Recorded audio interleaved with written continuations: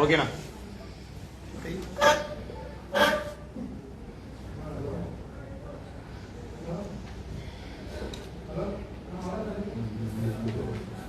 கடந்த ஆகஸ்ட் 17 உளுந்தூர்பேட்டையில் விடுதலை சிறுத்தைகள் கட்சியின் சார்பில் நடைபெற்ற தமிழ் தேசிய எழுச்சி மாநாடு தமிழக அரசியல் களத்தில் பெரும் தாக்கத்தை ஏற்படுத்தியிருக்கிறது.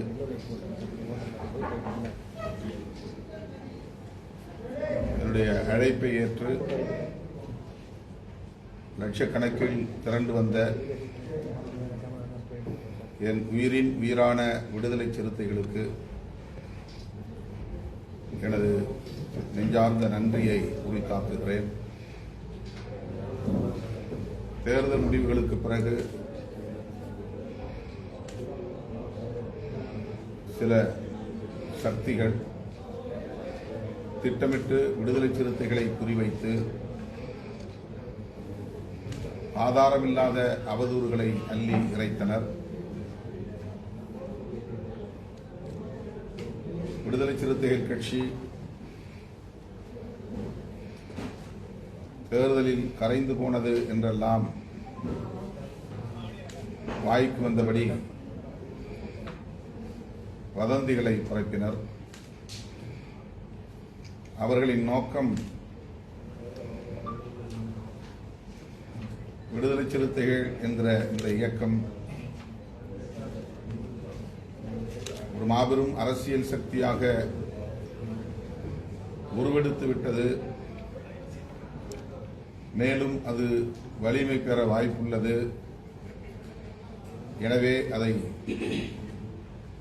முறியடித்தாக வேண்டும் என்கிற அடிப்படையிலும் அரசியல் களத்தில் திருமாவளவன் தலைமைத்துவத்தை நீர்த்து போகச் செய்ய வேண்டும் என்கிற உள்நோக்கத்தோடும் ஆதாரமில்லாத அவதூறுகளை தொடர்ந்து அள்ளி இறைத்து வந்தனர். அத்தகைய அவதூறுகளை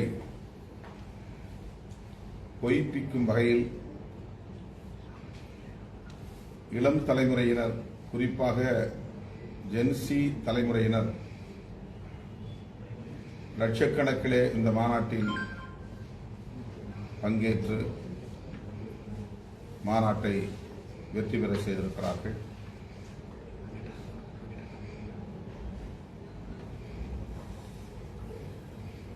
விடுதலை சிறுத்தைகள் கட்சி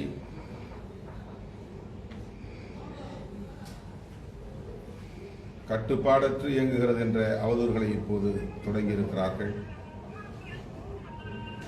அந்த மாநாட்டில் நிறைவேற்றப்பட்ட தீர்மானங்களை பற்றி பேசுவதற்கோ அந்த மாநாட்டில் நிறுவப்பட்டிருந்த தத்துவ பேராளுமைகள் குறித்து உரையாடல் நிகழ்த்துவதற்கோ யாரும் முன்வரவில்லை. மாறாக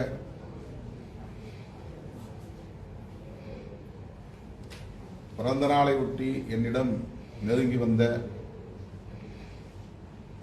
இளைஞர்கள் மேடையில் ஆயிரக்கணக்கிலே திரண்டுவிட்ட நிலையில் யாருக்கும் எந்த பாதிப்பும் உயிர் சேதமும் ஏற்பட்டுவிடக் கூடாது என்கிற பொறுப்புணர்வோடு மாநாட்டில் பேச இயலாவிட்டாலும் மக்களின் பாதுகாப்பு முக்கியமானது என்கிற அடிப்படையில் 2 நிமிடங்களில் எனது உரையை நான் நிறைவு செய்தேன்.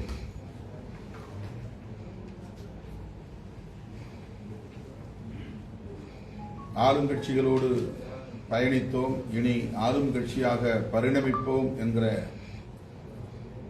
ஒரு அரசியலையும் அந்த 2 நிமிட உரையில் பதிவு செய்தேன். அது குறித்தும் சமூக ஊடகத்தலங்களில் விவாதிக்க முன்வராமல்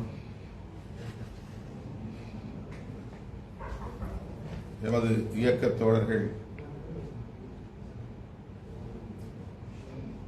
ஒழுங்கீனமானவர்கள் என்று சித்தரிக்க தொடங்கியிருக்கிறார்கள். பல லட்சக்கணக்கான சிறுத்தைகள் மிகுந்த அமைதியோடு அந்த அரங்கில் அமர்ந்திருந்தார்கள். பல லட்சக்கணக்கான சிறுத்தைகள் தேசிய நெடுஞ்சாலைகளில் குவிந்திருந்தார்கள். பொதுமக்களுக்கோ பொது சொத்துக்களுக்கோ சிறு பாதிப்பு கூட சிறுத்தைகளால் ஏற்படவில்லை. சட்டம் ஒழுங்கு பாதிக்கப்படவில்லை.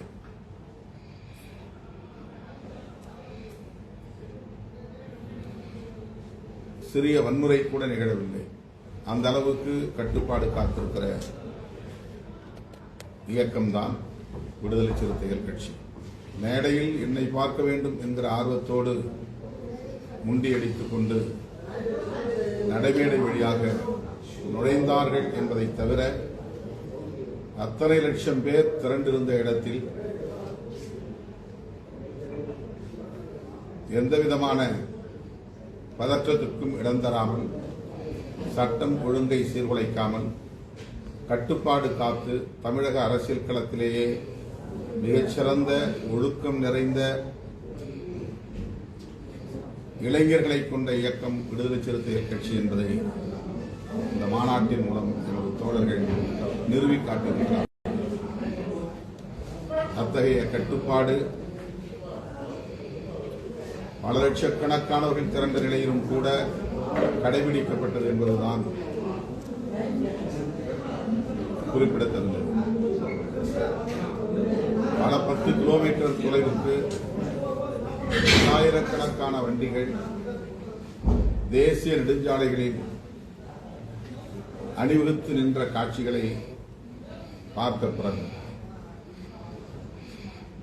அந்த வாகனங்களில் இருந்தவர்கள் ஒருவர் கூட பொதுமக்களுக்கு எந்த இடையூறையும் இழைக்கவில்லை என்பதை அறிந்த பிறகும் இந்த வலிமையை பொறுத்துக் கொள்ள முடியாத, சகித்துக் கொள்ள முடியாத சிலர் வழக்கம் போல எமது இயக்கத்திற்கு எதிரான நன்மதிப்புக்கு எதிராக அவதூறுகளை பரப்பி வருகிறார்கள். அவற்றையெல்லாம் கடந்து இந்த இயக்கம் மேலும் வலிமை பெறும் என்பதை தெரிவித்துக் கொள்கிறேன். அந்த மாநாடு வெற்றி பெறுவதற்கு பாடாற்றிய இயக்கத்தின் முன்னோடிகள், முன்னணி பொறுப்பாளர்கள், பங்கேற்ற தோழர்கள் அத்தனை பேருக்கும் மீண்டும் ஒரு முறை என்னுடைய நன்றியை தெரிவித்துக் கொள்கிறேன். மாநாடு வெற்றி பெறுவதற்காக வாழ்த்துச் செய்தி அனுப்பிய மாண்புமிகு முதலமைச்சர் அவர்களின் வாழ்த்துச் செய்தி அந்த மேடையிலேயே நான் வாசித்தேன். அவர் தொலைபேசி வாயிலாகவும் வந்து மாபெரும் மாநாடு, மகத்தான வெற்றி என்று முதலமைச்சர் மனம் திறந்து பாராட்டினார். அவரை நேரில் சந்தித்த போதும் இந்த மாநாடு மிக பெரும் வெற்றியை பெற்ற மாநாடு என்பதை அவருக்கே உரிய பாணியில் பாராட்டி பேசினார். முதலமைச்சருக்கு அவருடைய மனம் திறந்த பாராட்டுக்கு என்னுடைய நன்றியை தெரிவித்துக் கொள்கிறேன். வருகிற 29ஆம் தேதி இந்த மாநாட்டு மலர் வெளியீட்டு விழா சென்னையில் நடைபெறுகிறது. கவியரங்கம், வாழ்த்தரங்கம் உட்பட நிகழ்ச்சி ஒருங்கிணைக்கப்பட உள்ளது. இயக்கத்தின் முன்னோடிகள் தமிழ்நாடு தழுவிய அளவில் அனைவரும் பங்கேற்க உள்ளனர். மாநில சுயாட்சி என்கிற முழக்கத்தை, கோரிக்கை முழக்கத்தை உரத்து பேசுவதே இந்த மாநாட்டின் நோக்கம். சாதி ஒழிப்பு, மதச்சார்பின்மை, மாநில சுயாட்சி, தேசிய இனங்களின் ஐக்கியம், இவற்றையே இந்த மாநாட்டின் மூலம் நாங்கள் முன்னிறுத்தியிருக்கிறோம். மாநில சுயாட்சி என்பது திராவிட முன்னேற்றக் கழகத்தால் முன்மொழியப்பட்ட ஒரு மகத்தான கோரிக்கை, கோட்பாடு. அதனை மீண்டும் உரத்து பேசுகிற கடமையை விடுதலை சிறுத்தைகள் கட்சி மேற்கொள்கிறது. இந்தியா முழுவதும் உள்ள ஒவ்வொரு மாநிலத்திலும் மாநில சுயாட்சிக்கான குரல் ஒலிக்க வேண்டும் என்கிற அடிப்படையில் தேசிய இன உணர்வுள்ளவர்களை எல்லாம் ஒருங்கிணைக்கிற வகையில் நான் முதலில் தென்னிந்திய மாநிலங்களில் பயணம் மேற்கொள்ள இருக்கிறேன். மாநில சுயாட்சி கோரிக்கை தமிழ்நாட்டுக்கு மட்டுமல்ல, அகில இந்திய அளவில் அனைத்து மாநில அரசுகளுக்கும் இருக்கிறது என்பதை சுட்டிக்காட்டி தேசிய இனங்களின் ஐக்கியத்தை கட்டமைக்கிற வேலைகளில் விடுதலை சிறுத்தைகள் கட்சி எதிர்காலத்தில் ஈடுபடும் என்பதை தெரிவித்துக் கொள்கிறேன். இனி கனவிலும் திமுக ஆட்சிக்கு வராது அப்படின்னு சொல்லி அமைச்சர் ஆனந்த் சொல்லியிருக்காரு. பத்தி உங்களோட கருத்து? ஆனந்த் கருத்து அதில் நான் என்ன கருத்து சொல்றது சார், சட்டமன்றத்தில் எதிர்கட்சி தலைவர் உதயநிதி ஸ்டாலினும் தாவேக அமைச்சர் நிர்மலும் மாறி மாறி அவங்களோட கருத்துக்களை பதிவு பண்றாங்க. என்னன்னா, இவர் சங்கி அப்படின்றதும், இவர் பதிலுக்கு 3 மணி நேரம் பாத்ரூம் இருக்கிற எதிர்கட்சி தலைவர் சொல்றதும் இனி நடந்திருக்கு. இது எப்படி பார்க்கணும்? சட்டமன்றத்தில் ஆக்கப்பூர்வமான விவாதங்கள் நடைபெற வேண்டும் என்று மக்கள் எதிர்பார்க்கிறார்கள். விடுதலை சிறுத்தைகள் கட்சியும் அப்படித்தான் எதிர்பார்க்கிறோம். தனிநபர் விமர்சனங்களை நாம் அரசியல் மேடைகளில் வைத்துக் கொள்ளலாம், அல்லது அரசியல் கட்சிகளின் மீதான விமர்சனங்களை கூட சட்டமன்றத்திற்கு வெளியே வைத்துக் கொள்வது ஆரோக்கியமானது.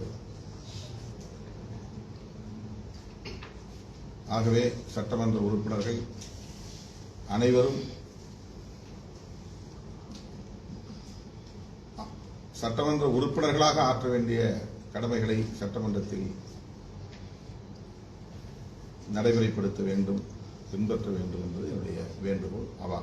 தமிழகத்தில் இப்ப சட்டம் நாடாளுமன்ற இதுவே லைவ்ல கொடுத்துட்டு இருக்காங்க. ஆனா தமிழகத்துல சட்டமன்றத்தினுடைய இது லைவ்ல கொடுக்கறதுக்கு எதிர்கட்சி திமுக எதிர்ப்பு தெரிவிக்குது. அது வேண்டாம்ன்ற மாதிரி குரல் கொடுக்குறாங்க. இதை நீங்க எப்படி பாக்குறீங்க? வேண்டாம் சொல்லி வேண்டாம் சொல்லியிருக்காங்க. அதனால ரீல்ஸ் எடுத்து போடுறாங்க. நீங்க அவை குறிப்பில இருந்து நீக்குறீங்க ஒரு வார்த்தையை, அது ரீல்ஸா போயிருது. அப்புறமா நீங்க அவை குறிப்பில இருந்து நீக்குறீங்க. அதுல என்ன யூஸ் கேள்வி கேட்டிருக்காங்க. அவை குறிப்பிலிருந்து நீக்கப்பட்ட பிறகு அதனை பொதுத்தலங்களில் பயன்படுத்தக்கூடாது, பயன்படுத்தினால் சட்டப்பூர்வமான நடவடிக்கை எடுக்கப்படும் என்பதை பேரவைத் தலைவர் அறிவிக்க வேண்டும். இத்தனை ஆண்டு காலத்துல தொடர்ந்து இளைஞர்கள் தற்போது ஆன்லைன்ல விடுவதன் மூலமா சட்டமன்றத்தினுடைய செயல்பாடுகள் ஒளிபரப்புவதன் மூலமாக இளைஞர்கள் அதிக அளவுல பார்க்கக்கூடிய ஒரு நிலை ஏற்பட்டிருக்கு. மேலும் பார்த்தீங்கன்னா அரசியல் களம் பற்றி தெரிஞ்சு கொள்வதற்கும் அடுத்த தலைமுறையினருக்கு ஒரு நல்ல ஒரு முன்னுதாரணமா இருக்கு. இதை நீங்க எப்படி பாக்குறீங்க? இது லைவ் ஒளிபரப்பு செய்வதை விடுதலை சிறுத்தைகள் கட்சி வரவேற்கிறது. சட்டமன்ற உறுப்பினர்களுக்கும் அதில் ஒரு பொறுப்புணர்வை ஏற்படுத்தும். நாம் ஒழுங்கா பேசணும், தொகுதி மக்களுக்காக பேசணும், சரியா ப்ரிப்பேர் பண்ணிட்டு போய் பேசணும், டு த பாயிண்ட், என்ன மானிய கோரிக்கையோ அது சம்பந்தமா பேசணும் என்கிற அடிப்படையில் சட்டமன்ற உறுப்பினர்களுக்கும் அது அறிவுறுத்தக்கூடிய வகையில், வழிகாட்டக்கூடிய வகையில், விழிப்புணர்வை ஏற்படுத்தக்கூடிய வகையில் அமையும். வெளியே மக்களும் வாக்களித்த மக்களும் நாம் தேர்ந்தெடுத்த சட்டமன்ற உறுப்பினர்கள் சட்டமன்றத்தில் எவ்வளவு ஆக்கப்பூர்வமாக செயல்படுகிறார்கள் என்பதை அறிந்து மகிழ்ச்சி அடைய வாய்ப்பு இருக்கிறது. ஆகவே பொதுமக்கள் அரசியல்படுத்தப்படுவதற்கும் சட்டமன்ற உறுப்பினர்கள் பொறுப்புணர்வோடு செயல்படுவதற்கும் லைவ் ஒளிபரப்பு என்பது அவசியமானது என்று விடுதலை சிறுத்தைகள் கட்சி கருதுகிறது.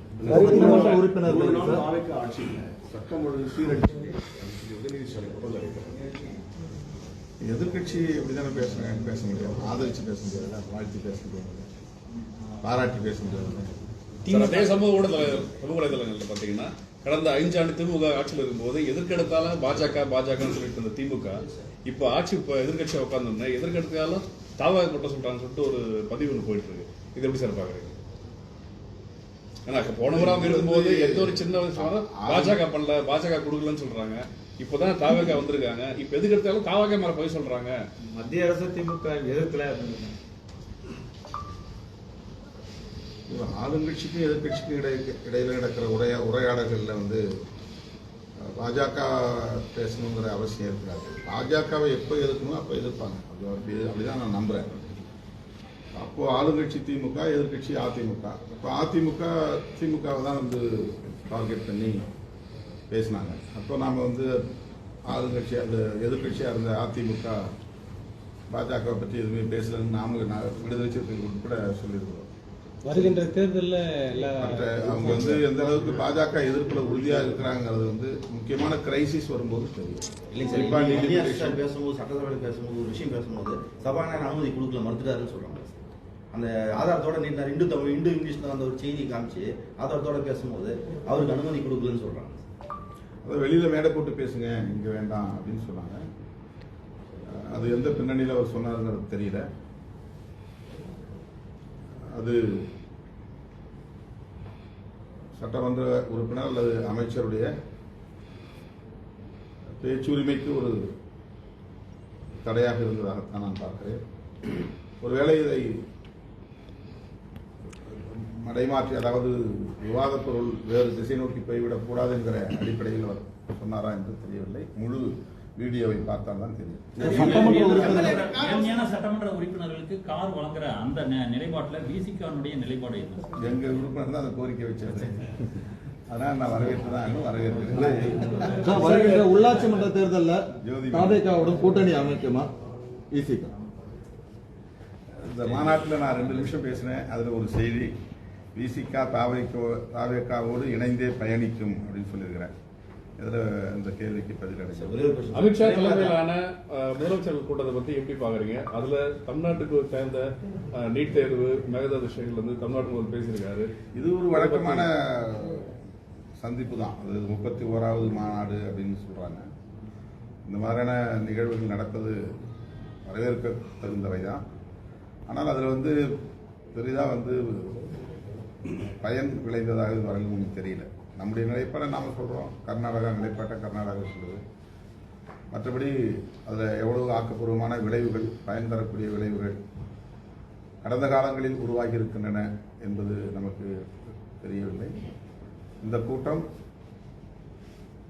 நல்ல விளைவை தர வேண்டும் என்று எதிர்பார்க்கிறோம். கேரளா முதல்வர் இரு பிரிவுகளாக பிரிந்துள்ள அதிமுக எதிர்காலம் எப்படி இருக்கும் வருங்காலத்தில்? அதிமுக பற்றி நான் ஏதாவது சொன்னால் அவங்க வருத்தப்படுவாங்க. தேர்தலுக்கு முன்னரே நான் சொன்னேன், தேர்தலுக்கு பின்னால் இந்த மாதிரி ஆயிரும், கட்சியை காப்பாற்ற வேண்டிய தேவை இருக்கிறது, பாஜகவோடு நீங்கள் உறவை தவிர்த்து தனித்து நின்றாலே உங்களுக்குரிய செல்வாக்கு அப்படியே நிலைத்து நிற்கும் என்ற கருத்தை நான் சொன்னபோது எங்களுக்கு புத்திமதி சொல்ல நீ யார் என்று பலரும் கேள்வி எழுப்பினார்கள். அதனால தொடர்ந்து அது மேல நான் கருத்து சொல்ல விரும்புகிறேன். நடிகை சௌகார் ஜானகி மறைந்திருக்காங்க. பிரபலமான திரைப்பட நாயகி அம்மா சௌகார் ஜானகி அவர்கள் காலமானது மிகுந்த துயரமளிக்கிறது. தமிழ் மக்களின் நல்லன்பை பெற்றவர், புகழ்பெற்ற கதாநாயகர்களோடு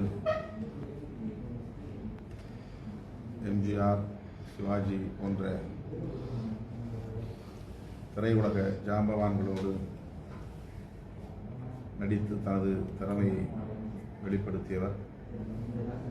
அவருடைய மறைவுக்கு என்னுடைய ஆழ்ந்த இரங்கலை தெரிவித்துக் கொள்கிறேன்.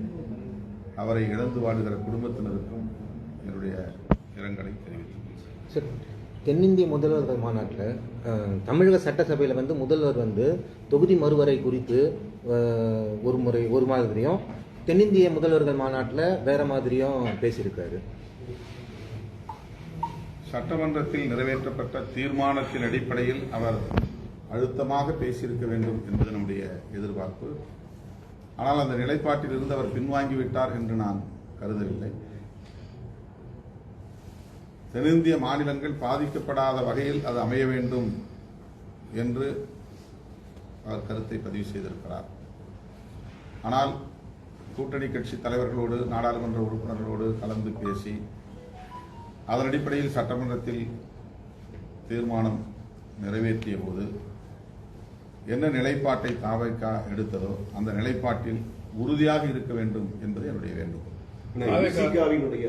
பிசிகாவுடைய பார்வையில் 100 நாள் தாவேக்கா ஆட்சி. நாங்கள் அவர்களோடு இணைந்து பயணிக்கிற ஒரு கட்சி, ஆளுங்கட்சியாக அங்கம் வகிக்கிற ஒரு கட்சி. அந்த வகையில் 100 நாள் ஆட்சியை நாங்கள் வரவேற்கவும் பாராட்டவும் கடமைப்பட்டிருக்கிறோம். இது அவர்களுக்கு மிகவும் கற்றுக்கொள்ளும் காலம். இது ஒரு லேர்னிங் ஸ்டேஜ். இதிலே அவர்கள் சாதித்திருப்பது, இதுவரையில் எந்த துறையிலும் லஞ்ச லாவண்யம் இல்லை, ஊழல் இல்லை என்கிற பெயரை சம்பாதித்திருக்கிறது இந்த அரசு. பல பேர் மனம் திறந்து பாராட்டும் நிலையை நாம் பார்க்கிறோம். இது நீடிக்க வேண்டும். ஊழல் இல்லாத ஒரு அரசாக இந்த அரசு 5 ஆண்டுகள் ஆட்சி புரிந்தது என்கிற சாதனையை செய்ய வேண்டும் என்பது என்னுடைய வேண்டுகோள், வாழ்த்துக்கள். எவ்வளவு வேகமா தாவேக்கா ஆட்சிக்கு வந்ததோ அவ்வளவு வேகமா படு பதலத்துக்கு போயிடுன்னு சொல்லிட்டு எடப்பாடி சொல்லியிருக்காரு. நீங்க எப்படி பாக்குறீங்க? அது அவருடைய ஆசை. அந்த ஆசை நிறைவேறுமா என்னங்கிறது அவருடைய. திமுக ஆட்சியில 43 டெண்டர் முறைகேடாக நடந்தது சிடிஆர் நிர்மல்குமார் சொல்லியிருக்காரு. மின்சாரத்துறையில 43 டெண்டர்ல வந்து முறைகேடு நடந்ததாக சொல்லியிருக்காரு. கடந்த திமுக ஆட்சியில சட்டமன்றத்தில் பேசியிருக்காரு. என்ன முறைகேடுங்கிறது? டெண்டர் முறைகேடு. டெண்டர் அது எல்லா துறையிலையும் சொல்லி கொடுக்குறாங்க. நிறைய கொஸ்டின் கேட்டாச்சு இப்போ விசாரணை நடத்துறோம் அப்படின்றாங்க. சார், சிஎம் வந்து என் டேபிள்ல 3 ஃபைல் இருக்கு, நான் எப்போ ஓபன் பண்ணுவேன், எப்படி ஓபன் பண்ணுன்ற மாதிரி சொல்லியிருக்காரு. அதை பத்தி உங்களுடைய கருத்து? 3 துறை சம்பந்தப்பட்ட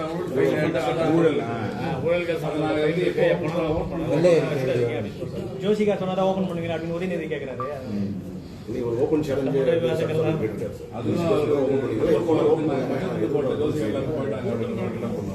இந்த ஹோட்டல் மட்டும் திமுக ஆளுங்கட்சிக்கும் எதிர்கட்சிக்கும் இடையில் நடக்கிற